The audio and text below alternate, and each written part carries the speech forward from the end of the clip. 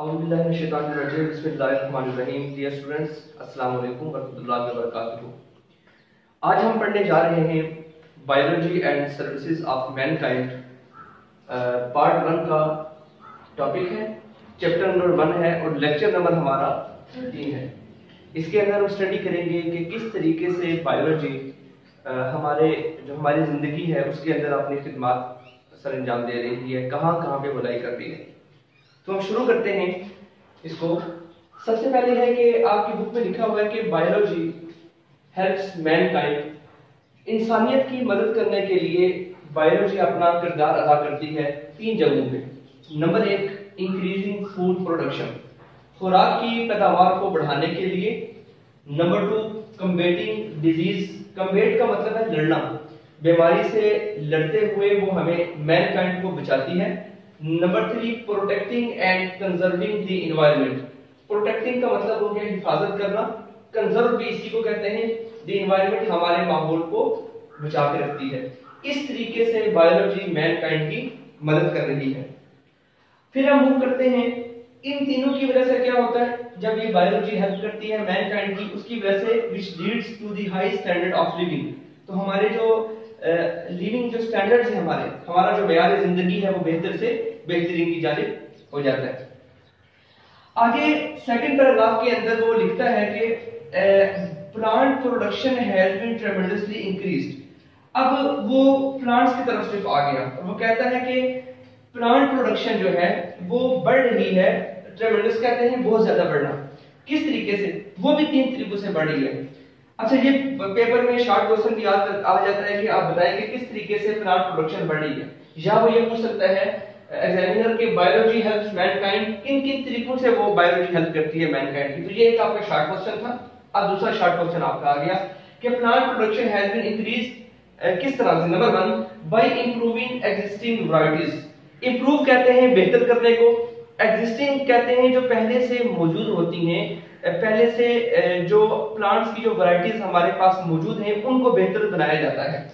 By developing high yield, develop कहते हैं बेहतर बनाने को, हाई यील्ड, यील्ड कहते हैं प्रोडक्शन को, पैदावार को, कि जो प्लांट्स हैं उनकी प्रोडक्शन को डेवलप किया जाता है। पहली बात क्या थी, जो हमारे पास मौजूदा वैरायटीज हैं उनको बेहतर बनाया जाता है, पौधों की मौजूदा वैरायटीज को। सेकंड बात हमारे पास आती है बाय डेवलपिंग हाई यील्ड, आपने डेवलप कर लिया, आपने हाई यील्ड हासिल कर ली, ज्यादा पैदावार हासिल कर ली, ज्यादा प्रोडक्शन हासिल कर ली।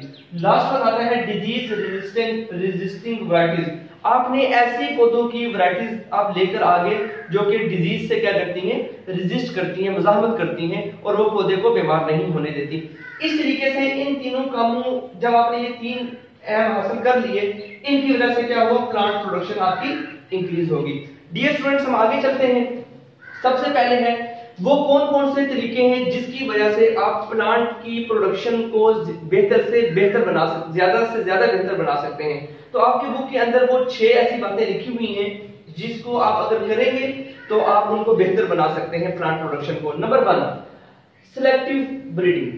अब सिलेक्टिव ब्रीडिंग पे सबसे पहले डेफिनेशन हम पढ़ेंगे। ये आपकी बुक पे डेफिनेशन नहीं है, लेकिन फिर भी मैंने कंसेप्चुअल थोड़ा सा आपको कंसेप्ट बिल्ड करने के लिए यहाँ पे लिख दी है कि इंटेंशनल ब्रीडिंग, ऐसे ब्रीडिंग कहते हैं रिप्रोडक्शन को, सिलेक्टिव कहते हैं जो आप खुद से उनको मुंतखब करें, ऐसे ऑर्गेनिज्म को, फिर उनके आपस में आप ब्रीडिंग करवाएं। इंटेंशनल कहते हैं इरादी तौर पर, जिसका आप खुद इरादा करें फिर आप उसको शुरू करवाएं। Intentional breeding with desired trade, आपने वो क्यों उनको मुंतखब किया, विद डिजायर्ड ट्रेड, क्योंकि उनके अंदर ऐसे ट्रेड कहते हैं कैरेक्टर्स को, ऐसे कैरेक्टर थे जो कि आप चाहते थे कि ये वाले कैरेक्टर आगे मजीद ऑफस्प्रिंग में चले जाएं। इन एन अटेम्प्ट, इस कोशिश में, टू प्रोड्यूस ऑफस्प्रिंग, जो बच्चे पैदा होंगे, जो प्लांट्स नए पैदा होंगे, विद डिजायरेबल ट्रेड्स, उन नए आने वाले पौधों के अंदर भी वो कैरेक्टर्स आ जाएंगे। इसकी मिसाल में आपको देके समझाता हूं, फिर आपको डेफिनेशन भी इंशाल्लाह समझ आ जाएगी। जैसा कि वो कहता है एप्पल है, एप्पल के अंदर आपके पास 2 किस्म के सेब है। एक ऐसा सेब है जिसके अंदर आप समझ लें कि मीठापन बहुत ज्यादा है, वो स्वीटर इन टेस्ट है, और दूसरा सेब है लेकिन उसका साइज छोटा है मीठा लेकिन साइज छोटा है। दूसरी तरफ आपके पास ऐसा सेब है जिसका साइज बड़ा है लेकिन स्वीटर वो कम है। अब आप इन दोनों को जब आपस में क्रॉस करवाएंगे, सिलेक्टिव ब्रीडिंग करवाएंगे, इंटेंशनल ब्रीडिंग करवाएंगे, तो क्या होगा, ऐसी प्रोडक्शन एप्पल्स की आपके पास आ जाएगी जो कि स्वीट भी होंगे और साइज में भी बड़े होंगे। मतलब दो मुख्तलिफ कैटेगरीज आपने ली और एक ऐसा सेब आपने बना दिया जो कि स्वीट भी है और वही सेब साइज में बड़ा भी है। इस किस्म की जो ये जो चीज का हुसूल है ये आता है सिलेक्टिव ब्रीडिंग के साथ। फिर आपके बुक में लिखा हुआ है कि using the principles of genetics, ये सारे के सारे काम किस तरह से आते हैं। आपने जेनेटिक्स के प्रिंसिपल्स को, जो कानून है, जो रूल्स हैं जीन्स के, कि किस तरीके से आपने उनको आपस में उनका मिलाप करवाना है, उनको आपने रूल्स को फॉलो करना है। New better varieties of wheat, आपके पास इससे फिर क्या होगा, अच्छी वैरायटीज आ जाएंगी, अच्छी क्वालिटी वाले पौधे आ जाएंगे, गंदम के, चावलों के, कॉर्न के, ये मुर्गी का गोश्त हो गया इसके, ये जो बड़ा गोश्त हो गया उसके, या शीप होगी इसके। मतलब उसने ये आप ये समझ लें कि दरिया को पूजे में बंद कर दिया।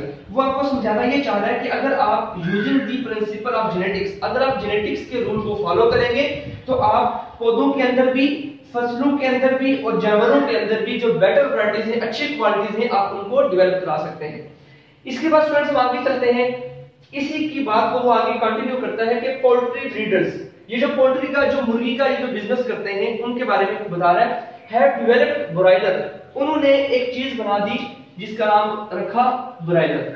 अच्छा, मैं अब आपको कंसेप्ट दे दूं, ये जो व्हाइट किस्म की मुर्गी होती है, आप बाजार से जाके खरीदते हैं, ये बेसिकली विद इन 1 मंथ या 1 मंथ से 5-10 दिन ऊपर 35-40 दिन के अंदर ये मुर्गी तैयार हो जाती है। जबकि दूसरी जो आपके घरों में जो मुर्गियां होती हैं, अगर आप उनको बड़ा करें तो आपको शायद 12 महीने लग जाएंगे या उससे भी ज्यादा वक्त दरकार होगा उसको बड़ा करने में। 3 किलो 4 किलो का गोश्त हासिल करने के लिए आपको काफी टाइम लगेगा। अब क्या हुआ, पोल्ट्री ब्रीडर्स है, ये जो मुर्गियों को डील कर रहे होते हैं डेवलप्ड, उन्होंने क्या बना दिया, एक चीज बनाई जिसका नाम रखा ब्रॉयलर। ब्रॉयलर उसे कहते हैं जो आप गोश्त वाली दुकान पे जाके वो जो व्हाइट चूजा हासिल करते हैं उसको ब्रॉयलर कहते हैं। फॉर क्विक एंड चीप, ये मैंने ग्रीन मार्कर में इसलिए लिखा कि 2 चीजें हमने हासिल करनी थी। नंबर 1 क्विक, बहुत जल्दी आपको वो गोश्त मिल जाता है। एक तरफ आपको गोश्त मिलता था 1.5 साल के बाद और एक तरफ आपको गोश्त मिल रहा है सिर्फ 35 से 40 दिन के बाद, वही 3 किलो का। तो इसलिए कहते हैं कि क्विक मीट आपने हासिल कर लिया। एंड चीप व्हाइट मीट, और वो गोश्त सस्ता होता है व्हाइट मीट, उसे व्हाइट। अब व्हाइट मीट क्यों कहते हैं, अमूमन जो घरों में देसी मुर्गियां होती हैं उनका जो गोश्त का कलर थोड़ा सा आप समझ लें कि रेडिश किस्म का होता है, जबकि जो दूसरी मुर्गियां होती हैं इनका जो गोश्त होता है बाजार से आप खरीदते हैं वो थोड़ा व्हाइटिश किस्म का होता है, रेड नहीं इतना होता, इसलिए उसने व्हाइट मीट यहाँ पे कह दिया। तो पोल्ट्री ब्रीडर ने यही जेनेटिक्स के प्रिंसिपल ऑफ जेनेटिक्स को फॉलो किया और ब्रॉयलर को डेवलप कर लिया। उस ब्रॉयलर से आपको गोश्त क्विक पे बड़ी जल्दी मिल गया, दस्तयाब हो गया और बहुत सस्ता आपको वो मिला। अब हम ये था हमारा सारा सिलेक्टिव ब्रीडिंग। इसके बाद डियर स्टूडेंट्स हम मूव करते हैं अपने अगले पॉइंट की तरफ। सेकंड पॉइंट है जिसका नाम है जेनेटिक इंजीनियरिंग। अब जेनेटिक इंजीनियरिंग की डेफिनेशन दोबारा से बुक में मेंशन नहीं है, direct manipulation of the gene to alter an organism. आपने मैनिपुलेशन कहते हैं डालने को, एंटर करने को, ऑफ जीन, आपने जीन एंटर किया डायरेक्ट, इसके अंदर एक लिविंग ऑर्गेनिज्म के अंदर आपने वो जीन इंसर्ट कर दिया, वो दाखिल कर दिया। जब वो जीन उस ऑर्गेनिज्म के अंदर गया, उस जीन की वजह से उस ऑर्गेनिज्म के अंदर तब्दीली आ गई, उसके जेनेटिक मेकअप के अंदर तब्दीली आ गई, ऐसे कैरेक्टर उसके अंदर डेवलप हो गए जो कि आपको दरकार थे। अल्टर कहते हैं चेंज करने को, तब्दील होने को, एंड ऑर्गेनिज्म तब्दील हो गया, इसे कहते हैं जेनेटिक इंजीनियरिंग। मुख्तसर मैंने आपको बयान करने की कोशिश की है। इसकी एग्जांपल है, जैसा कि आप देखें बैक्टीरिया के अंदर इंसुलिन डाला, तो बैक्टीरिया क्योंकि डिवाइड बहुत जल्दी करता है, जब उन्होंने, जैसा आपने पढ़ा होगा 10th क्लास में, शायद 9th में पढ़ा होगा कि अगर ये बैक्टीरिया है, उन्होंने इसके अंदर इंसर्ट कर दिया इंसुलिन का जीन, ये उन्होंने इंसुलिन का जीन डाल दिया। अब क्या हुआ, इसकी जब जनरेशन बनी तो आपके पास आगे बेशुमार किस्म के इस तरह के आगे बैक्टीरिया जिनके अंदर क्या पड़ा हुआ था, ये इंसुलिन पड़ा हुआ था। अब ये इंसुलिन आपने वहां से हासिल कर लिया।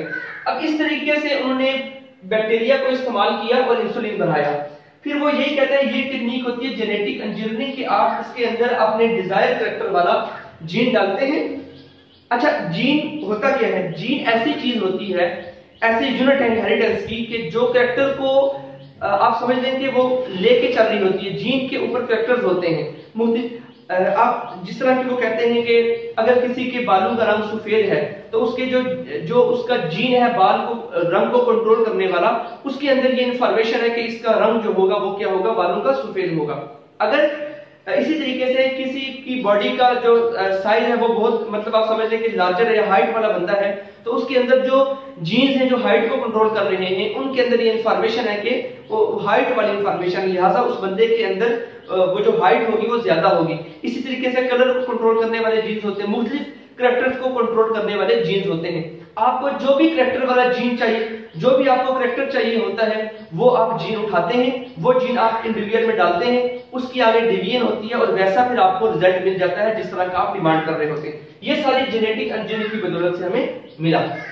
अच्छा, इसी में आगे लिखा हुआ है genes for the disease resistant. ऐसे जीन्स बन गए जो कि क्या हो रहे होते हैं, डिजीज रेजिस्टेंट, बीमारी से मजामत करने वाले जीन्स। एंड डिजायरेबल करैक्टर्स, और ऐसे करैक्टर्स जो भी आपको चाहिए होते हैं वो करैक्टर हासिल करने के लिए वो जीन्स आप इस्तेमाल करते हैं और इंट्रोड्यूस आप उनको डालते हैं इनटू प्लांट्स, पौधों के अंदर, using this technique genetic engineering को इस्तेमाल करके। तो क्या क्या चीजें आपको हासिल होती हैं, दो चीजें हासिल होती हैं, डिजीज रेजिस्टेंट, ऐसे जीन जो आपके पास प्रोडक्शन आती है, फिर वो डिजीज रेजिस्टेंस होती है, उसको बीमारी इतनी जल्दी उस पर वो नहीं गालिब आती। डिजायरेबल करैक्टर, ऐसे करैक्टर आप पा लेते हैं जो कि आप जो जिनके आप ख्वाहिशमंद होते हैं, और ये सारा काम होता है जेनेटिक इंजीनियरिंग से। आगे चलते हैं, आपकी बुक के अंदर डेफिनेशन लिखी है इसी के आगे जेनेटिक इंजीनियरिंग के अंदर ट्रांसजेनिक प्लांट की। अब ट्रांसजेनिक प्लांट किसे कहते हैं, प्लांट्स हैविंग फॉरेन डीएनए या जीन। अच्छा, ये अगर मैं कहूं कि ये डीएनए का स्ट्रैंड है, ये डीएनए, इसके ऊपर यहां पे जीन लगे होते हैं, ये जो हेलिक्स स्ट्रक्चर है डीएनए की है, उसके ऊपर जीन लगे होते हैं। प्लांट्स हैविंग फॉरेन डीएनए या जीन एक ही बात है। इनकॉर्पोरेटेड, जिसके अंदर हूं, इनटू देयर सेल, कहता है कि ऐसे पौधे जिनके अंदर बाहर से आपने कोई डीएनए फॉरेन डाला हो, फॉरेन का मतलब है बाहर से कोई चीज आपने डाली, ऐसे डीएनए, ऐसे ऑर्गेनिज्म या ऐसे सेल जिसके डीएनए के, जिसके अंदर, ऐसे सेल जिसके अंदर आपने बाहर से कोई डीएनए डाला या कोई जीन डाला, उसे कहते हैं transgenic plant. Propagated by, propagate का मतलब यह है कि उसकी जो ग्रोथ है या मल्टीप्लिकेशन है वो होती है क्लोनिंग। एक तो अच्छा, एक बात यहाँ पे बड़ी मुकाबले हो रहा है, मुझे ये काम बहुत महंगा होता है।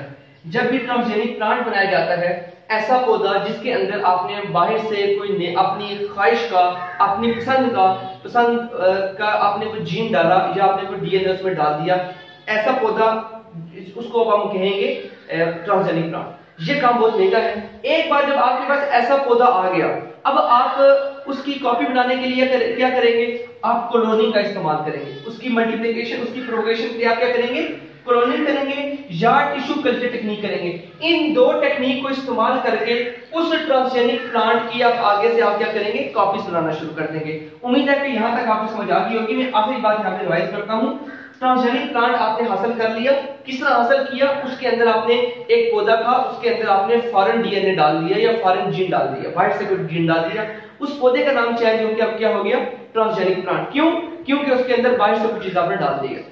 अब उसकी वो जो ट्रांसजेनिक प्लांट है, अब आपने उसकी बेशुमार कॉपीज हासिल करनी है। वो कॉपीज आप दो तरीकों से हासिल करेंगे, एक क्लोनिंग से, एक टिश्यू कल्चर टेक्निक से। इन दो तरीकों से आप हासिल करेंगे। उसके बाद अब मूव करते हैं क्लोनिंग क्या होती है और टिश्यू कल्चर टेक्निक क्या होती है।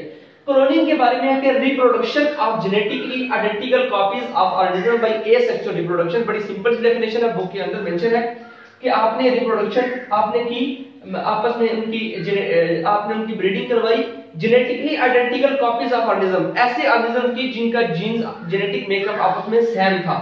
बाय एसेक्सुअल रिप्रोडक्शन के जरिए से नतीजा तब क्या हुआ, जैसा कि ये एक लिविंग ऑर्गेनिज्म है, इसकी जब मैंने क्लोनिंग करवाई तो इसी तरह के दो ये और मार्कर मेरे पास बन गए। तो इसको हम कहते हैं क्लोनिंग, फोटोकॉपी करना।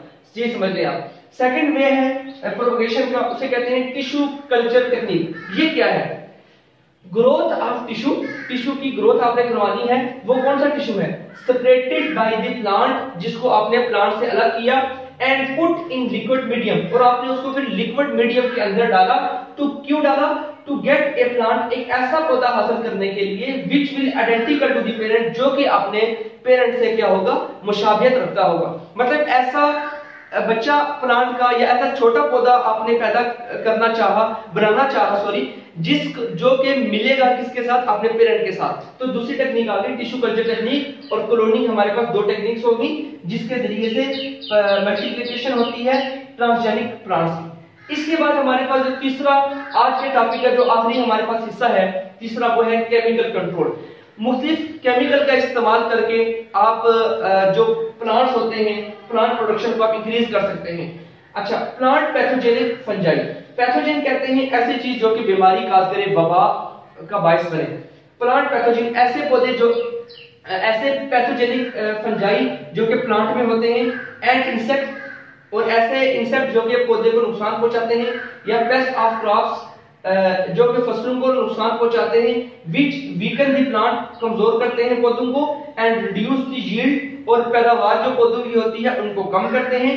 ट्रेडिशनली बीन, उनको रवायती तौर पर controlled by using chemical fungicide and insecticides, उनको आप जो देखिए साइड का मतलब है मारना, फंजीसाइड का मतलब हो गया फंजाई को मारने वाले, इंसेक्टिसाइड हो गया इंसेक्ट्स को मारने वाले, इन दोनों का मिला के कहते हैं पेस्टिसाइड। इस सारे का मतलब ये हो गया कि आपने मुख्तलिफ किस्म के केमिकल का, स्प्रे का, मुख्तलिफ दवाइयों का इस्तेमाल किया, और वो उस इस्तेमाल से फायदा क्या हुआ, जो कि आपकी क्रॉप थी, आपकी फसल थी, उसको आपने कीड़ों से, फंजीसाइड्स, फंजाई से, इंसेक्ट से, पेस्ट से आपने उसको बचा लिया। बट इट पॉजेस, जब आपने उन पे स्प्रे किया, केमिकल इस्तेमाल किया, उसकी वजह से कुछ नुकसान भी होते हैं। कौन कौन से, यहाँ पे आप देखेंगे, नंबर 1 टॉक्सिसिटी। उसके अंदर जब आप फसलों में स्प्रे करते हैं, वही फसल आप खाते हैं, तो आपकी बॉडी के अंदर टॉक्सिसिटी, जहरीलापन आ जाता है उस स्प्रे के केमिकल के असरात की वजह से। टॉक्सिसिटी हो जाती है मैनकाइंड में, मतलब ह्यूमन बीइंग के अंदर टॉक्सिसिटी आ गई।